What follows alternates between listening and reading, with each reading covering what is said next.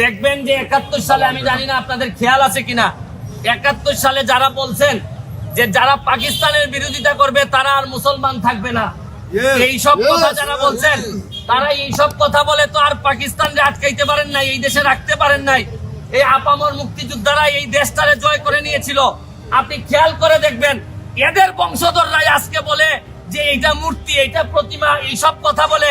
এইবারও এই স্বাধীনতার সপক্ষের সরকার এবং সরকারের বিরোধিতা করার জন্যই ইসলাম প্রতিষ্ঠা এদের কোনো উদ্দেশ্য না। এদের উদ্দেশ্য হচ্ছে গিয়ে প্রকৃত অর্থে এই সরকারের পতন।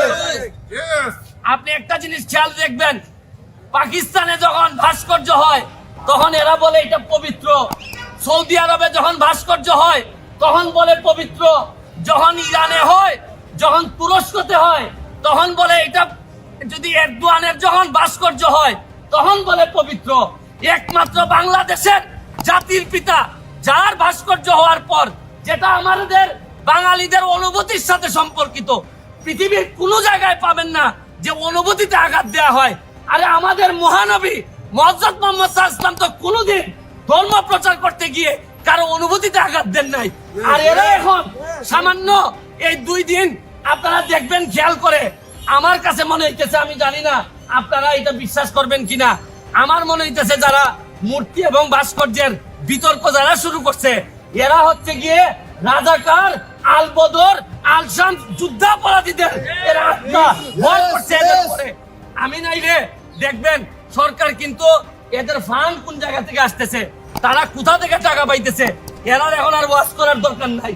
করোনাকালীন সময়ে দেখবেন এমনিতে তো ওয়াজ হয় না, এরা এই টাকা ফান্ড এরা কোথা থেকে পাইতেছে। আমি সরকারের কাছে দাবি জানাবো, যারা এই ভাস্কর্য ভাঙচুর করছে তাদের দৃষ্টান্তমূলক শাস্তি তো দিতেই হবে। এবং আপনারা একটু যাচাই করে দেখেন যারা ভাঙছে তাদেরকে রাষ্ট্রদ্রোহ মামলায় আনা যায় কিনা, এইটা সিনিয়ররা ভাববে। কারণ বঙ্গবন্ধু মানেই বাংলাদেশ, বঙ্গবন্ধু মানেই স্বাধীনতা। আর বঙ্গবন্ধুর যারা আমরা এই অনুভূতি ধারণ করি, আমাদের অনুভূতিতে যারা আঘাত দিয়েছেন তারা যাই হোক কোনোদিন প্রকৃত মুসলমান হইতে পারেন না। আমি আবারও আপনাদেরকে যারা এখানে আসছেন সবার প্রতি কৃতজ্ঞতা জানিয়ে আজকের মতো বক্তব্য শেষ করছি। জয় বাংলা, জয় বঙ্গবন্ধু।